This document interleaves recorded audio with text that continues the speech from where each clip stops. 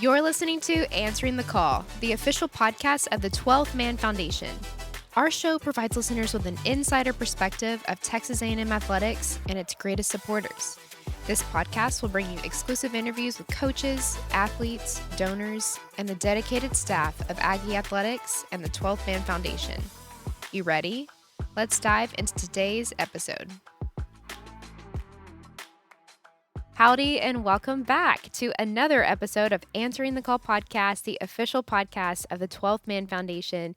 This is your host, Ivy Robinson, and I am sitting in studio right now with Texas A&M softball catcher, Olivia Johnson. Olivia, thank you for being a guest on our show today. No problem. My pleasure.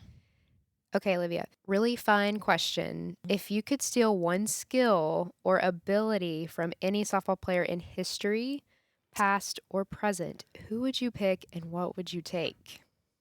Ooh, that's hard. I'd have to steal probably Coco's speed and base running ability. That is pretty clean. The way she's fearless on the bases, Yes. that would ease so much anxiety when I get on base to be able to run. That's awesome. It's it's God given. I Yeah. don't think you can teach speed or salve like that on the bases. And growing up with her, playing select since 10U, it's really just evolved into something beautiful, and it's just so cool to see. Okay, y'all started playing together when you said how We old? did, yeah. Select ball, I want to say 10U, 10 or 12U on Impact Gold. And so we played all the way to 18U, and then when I went to UW before I transferred over, and then she was at A&M, we got to rekindle and reconnect. So it's pretty cool to play this last year with her. But yeah, seeing her on the base pass, she's always been that quick and whatnot. How special. Olivia, can you explain for our listeners, just walk through where you're from, tell us about your childhood, where you grew up, and your family, and where you went to high school? Yeah, so I'm born and raised in Pearland, Texas, along with Haley Golden, who's actually from Pearland. We went to rival high schools down there. My family has lived in Houston. I want to say all my brother and I's life. They're from Missouri and Arkansas. So came down to Houston, started life, started family, and so it kind of just took root from there. From there, I went to high school at Dawson in Pearland, and then I went off to University of Washington for 3 years to play softball, and then gracefully I transferred down to A&M my senior year. And how does it feel now that you're here? Oh man, it's so good being home. And closer to Houston, right? 100%. I just went home last weekend, just an hour 30. It's so good going home on the flip of the dime. This fall, I almost got tired of going home. I was going home every weekend when we didn't have anything. So being able to reconnect and regather that time has been great, coming back home. What is your favorite part about Pearland? That's a good question. We're a pretty big suburb, about 20 minutes southeast of Houston. So I want to say we don't have a lot of culture, but probably our diversity and the people I would say present. A lot of families move there and then start with their children and everything. So I have a lot of friends who are maybe not from that area, but kind of set root and branch off. So I think it's a good starting place for a family. So I have a lot of friends that I love going back home to see. Yeah. As a kid, what was the first sport you ever played? Was it softball? No, I actually didn't start playing softball until I was 9. I would say basketball was my first love. I kind of, as a kid, me and my brother played anything our parents would put us into. So, from karate, tennis, flag football, basketball, volleyball. Wow. We Oh kind my of did it gosh. all. Yeah. What a variety. Oh, yeah. My parents were always, if we weren't in the books, we were going to be doing something. And then back in, I don't know if I'm too old to say my generation or whatnot, but we would go outside and play, not necessarily on electronics or anything. So, around the cul-de-sac, making up games, and just that peak childhood is always what my parents put us in. Oh, yeah. That dominated my childhood as well. I would play outside with my sister. But yeah, memories for me too as a child was outside doing things in nature and getting some exercise. Yes. It's so good for the soul. And then looking back, because I was in Washington for so long, coming back, it took me a minute to get adjusted to the heat. And so I remember going in my neighborhood and seeing all the kids playing outside. I'm like, it's too hot. Go inside. Go get some water or something like that. Just seeing the kids still, have that identity outside the house and in sport is always cool to see. But yeah, it took a major. I had to take a step back, and be like, man, were we really outside all day long, in this heat and everything? So I'm interested about, you said karate. That's so Yes. interesting. What did you learn from karate that maybe you still utilize today? Is that a That yeah, fair no. question? That's great. No, discipline Mm. probably. I didn't play it or I didn't is it perform, play? I don't know. I stopped doing karate maybe when I was 10 or before I got into my teenage years, but I think it taught me a lot about discipline and respect just in the sport. Let's go back to softball. When you first started playing, were you immediately like, did you play catcher or was that a position that you grew into? It's a position I grew into, I would say. When I first started 8U, I was in the outfield and third base. I think that kind of stemmed from football, playing quarterback, and then basketball, just having that arm. So I was kind of just wherever my coach could utilize me, that's where I would go. And then I actually didn't start catching until maybe 10U going into 12. Our team had a lot of catchers, so I was kind of still in the outfield waiting for my opportunity. I remember telling my mom, "Hey, like maybe I should like try catching because I like every kid. I thought the gear was cool. Like who wouldn't want to look like a Mm-hmm. transformer behind the plate, you Mm-hmm. know?" And then looking back, like man, my knees hurt. Maybe that wasn't the like smartest logical decision, but no. Yeah, no, I thought the gear was cool. I was like, "Mom, let's give that a try." And she's like, "Well, why not?" You know. Mm-hmm. So my mom was like the biggest supporter and probably allowing me to try and find new things to do. Going back to your parents, like your mom, what are some values and life lessons that she taught you as a young child that guide you in life today? Yeah, my mom, she's one of my best friends. And I would say growing up with her, she was like an influencer. My mom was always like, if you don't like doing something, nothing's holding you back saying that you have to do it. You know, you can always pursue something that you love. Your loves may change, just follow whatever you're passionate about. And so I carry that with me as I go through life and experience different things, you know, just doing things that not only make me happy, but have a greater purpose towards different things, you know, whether it's building relationships or in school, out of school, on off the field. And then my dad's like a strategic thinker. So he, along with the discipline, taught me a lot of how to maybe execute some of the ideas or plans I wanted to do. So with school, you know, I have aspirations to become a dentist. You know, when we're looking at where to go to college, it's like, okay, how can we utilize this space, this opportunity, this program to get you to where you want to be? And so looking at that, I'm eternally grateful for the both of them because they kind of impacted me differently. Mm-hmm. But in all, you know, two halves make a whole. So, aspirations to go to dental school. That's Yes. incredible. Olivia, can you pinpoint the moment you knew you wanted to play softball in college? Yes, it was a select tournament in Colorado around 16U. And it's that time where all the coaches are coming and the recruiting. Can't remember if it's right before the rule came out where they can't talk to you before September 1st. But I remember getting like a lot of buzz and a lot of coaches' interest of playing at the next level. And I think during this time, UW and Florida State were like in the championship in the World Series. I was like, man, like they're like so cool playing on the TV. Like, could I do that? So I didn't really believe I could play at the next level. And then as I started having a little more confidence as new kid growing into who I am today, I was like, man, you know what? This could be cool. Let's take this avenue.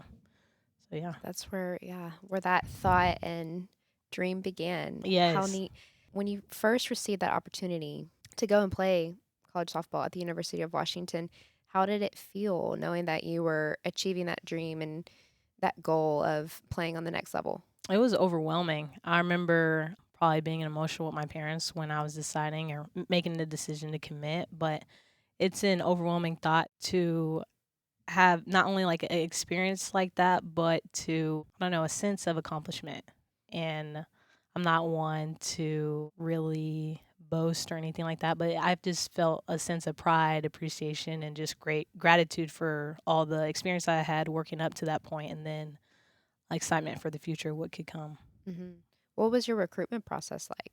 It was hectic. Personally, I'm a person that's very like let it happen, go with the flow. So I wasn't like someone. Obviously, I didn't commit like before the rule or anything like that. So I don't like being rushed into things. But I remember my recruitment process actually being pretty smooth. I had a great support system within my parents and then my select coaches that allowed me to really take my time and find a place that fit.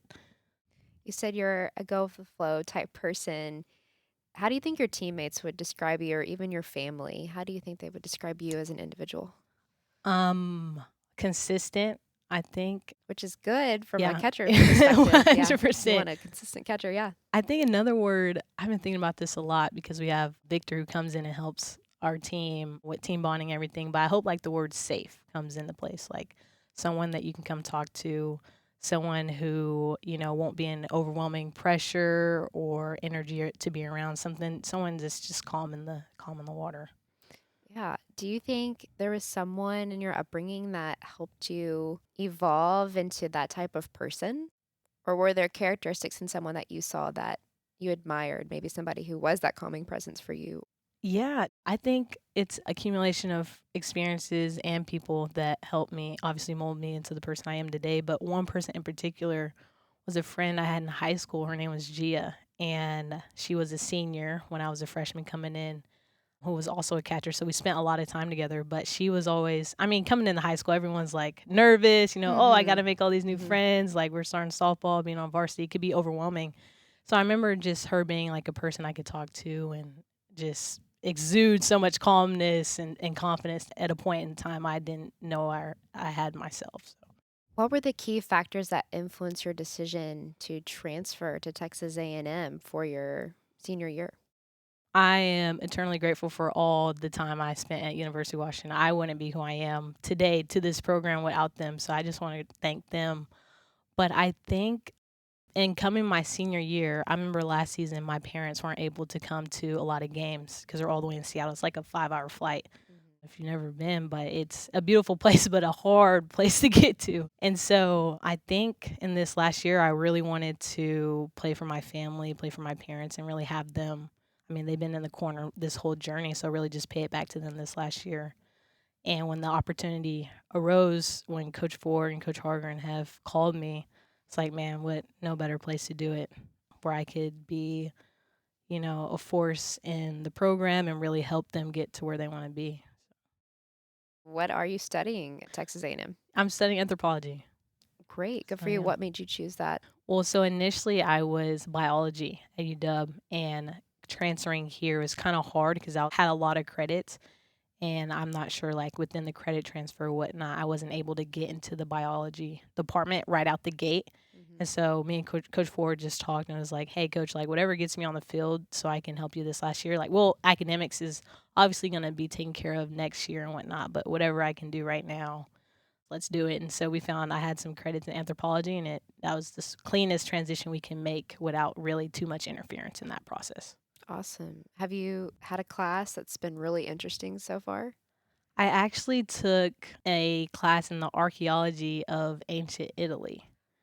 And so we kind of Wow. just went through like the upcoming of Italy and Rome and like the Etruscans and like kind of just looking at the culture and artifacts, archaeological artifacts that Mm-hmm. kind of make it what it is today. So I thought that was pretty cool. I never, before the class, I didn't really have any aspirations of going to Italy or Rome or anything like that. So maybe I will now. Be kind of cool to go to some Yeah, I'm things and gonna be like, make a hey, like trip now. I Yeah. know a little bit about that. So yeah. Wow, that's really, I would love that class. Yeah, that's super interesting, very intriguing. You've touched on this, like the transition process back to Texas A&M was smooth because of the resources and the people and the staff and just the community have here at Texas A&M.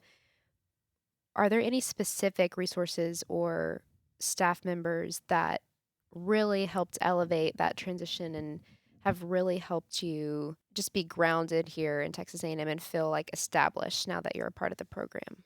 Man, I could go through the department on who has helped me the most, but I would say probably the girls in the Mm-hmm. team. No other way to get acclimated or indoctrinated into a program without, them taking me to things like Midnight Yell or Breakaway or FCA and kind of those traditions that they do within within the locker room. So I would say the girls have been the most help.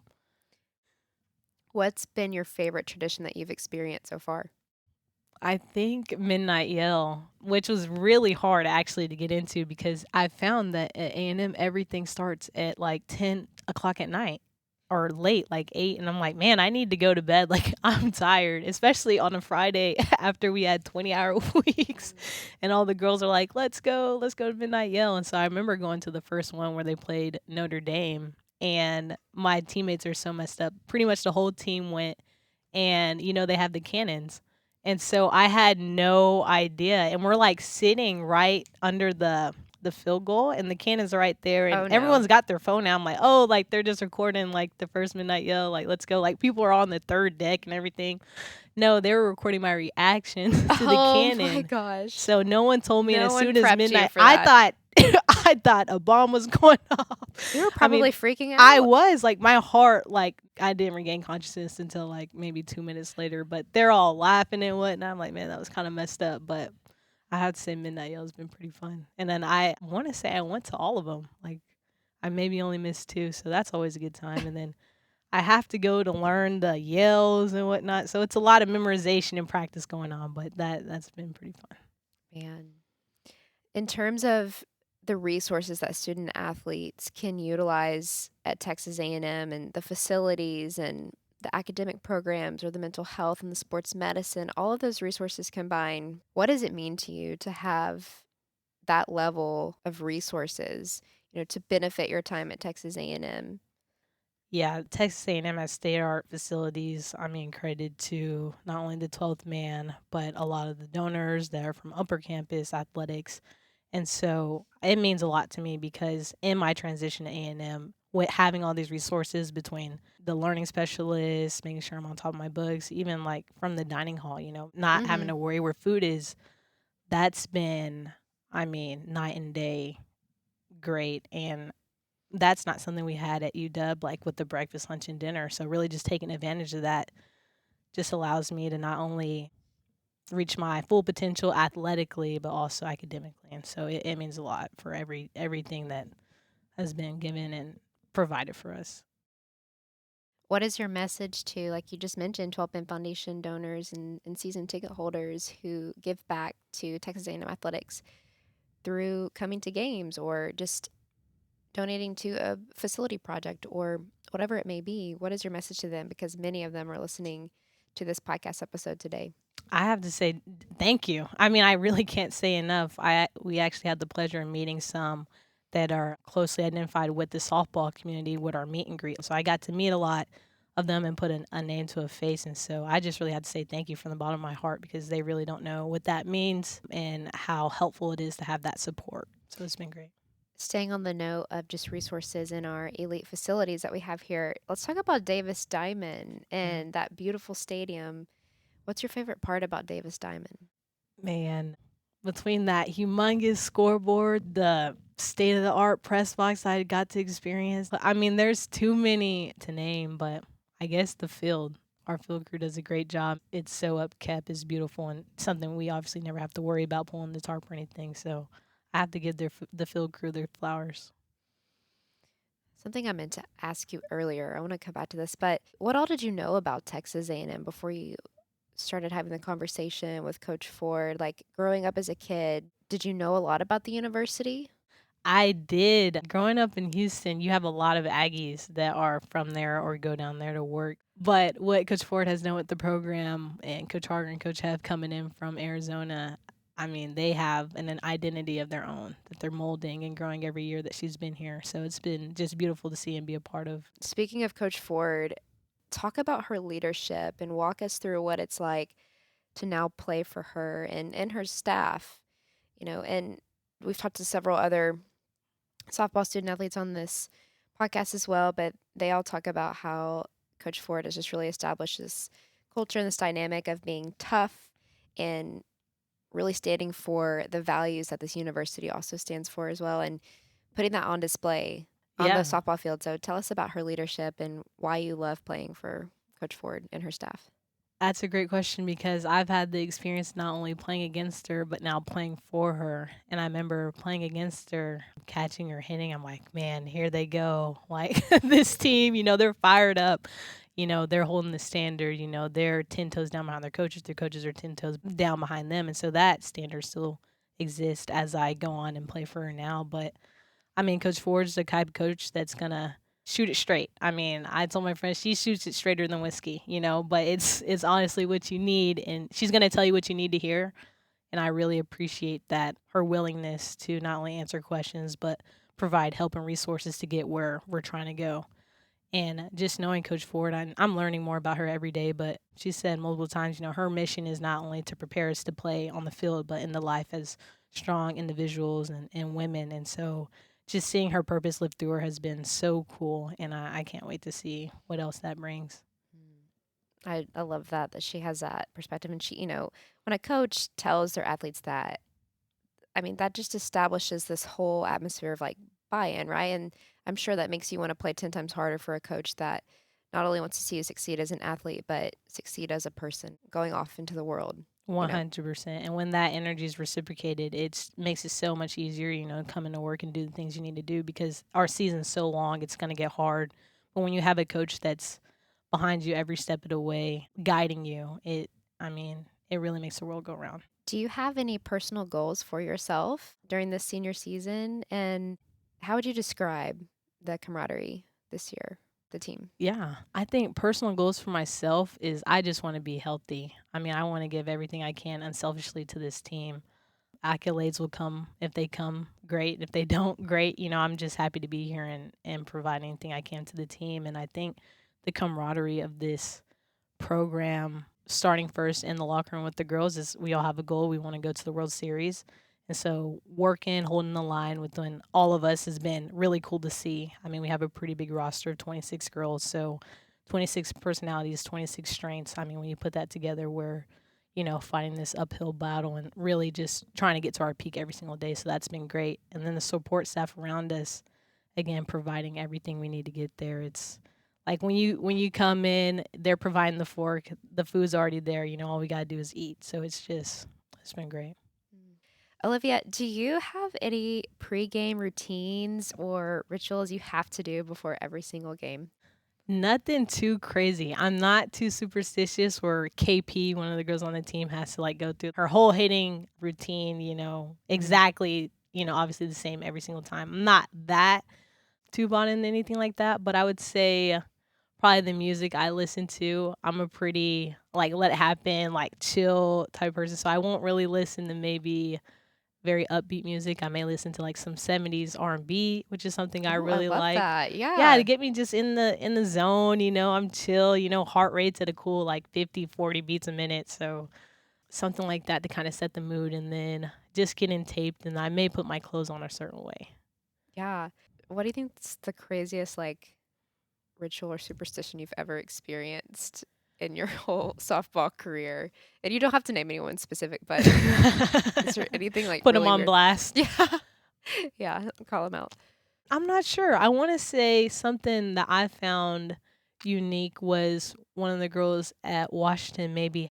So, say we have a 3 o'clock game time or something like that. They're up super early, starting their day, got to go get their coffee, got to make sure got to have breakfast, making it like that. And so, just in their own routine outside of softball, because, playing, we show up 4 hours early for our countdown and whatnot. So, I think the craziest thing was probably someone going way out of their way to maintain this routine no matter how early we played was kind of crazy. Wow. What is a typical game day routine for you? Yeah. So I guess we can, for example, if we had a 3 o'clock game, we may have to be at the field around 10 or so. I'll probably wake up honestly at 9, 8:45, maybe to hit a shower real quick, maybe watch some TikTok, and then kind of just get into a level-headed mindset. Maybe talk to my granny on the phone a couple minutes. I know she's always watching, so it's good to check in. Yeah, return any messages and then head to the field. And then my game day fit is super low key. I'm probably wearing some Crocs, sweats. I don't have to feel just comfortable. yeah, Yeah. exactly. I don't have to look good to feel good type player. I'll probably look like you just picked me up off the street. But in in the end, I'm ready to play and ready to go. I love it. Yeah, that's who you are. Own it. Exactly. Yeah. Right. Exactly. Olivia, what do you think is your biggest goal for this season, both in terms of the classroom and in competition? In the classroom, obviously I want to compete every day in there too. So finishing my classes, making the dean's list or whatnot.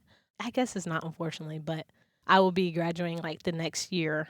But obviously just taking care of it in the classroom, making it easier on the field. And then athletically, we're going to the World Series. You saw how close they were last year, just losing that one game and the super regionals, but maybe 4 pitches. So our goal as a unit is to get back on that stage. perform in Oklahoma City. To wrap up, can you share why you are proud to be an Aggie competing on behalf of the university? I'm just proud to wear the maroon and white. I think looking back at the history of Texas A&M, I just want to represent something that's greater than myself within the selfless service and the integrity and all our core values. That's something I really want to put out there and really just play for. I think personally, aside from A&M, after this year is hopefully getting that Aggie ring, and I don't know, I feel like after A&M and this experience, I feel like I'm pretty prepared to handle or adapt to whatever life gives me. So really that experience and that mindset, I'm going to be most grateful for moving forward. Olivia Johnson on Answering the Call podcast. Olivia, thank you for joining us on the show today. Thank you, guys. Thank you for joining us on another episode of Answering the Call, the official podcast of the 12th Man Foundation. A special shout out to our incredible podcast producer, Megan Hoffman, and to 12th Man Productions for their generous use of this studio. We also extend our heartfelt gratitude to every donor and season ticket holder for always answering the call through loyal support of Texas A&M athletics and our student athletes. We will be back soon with more content. Thanks, and gig 'em.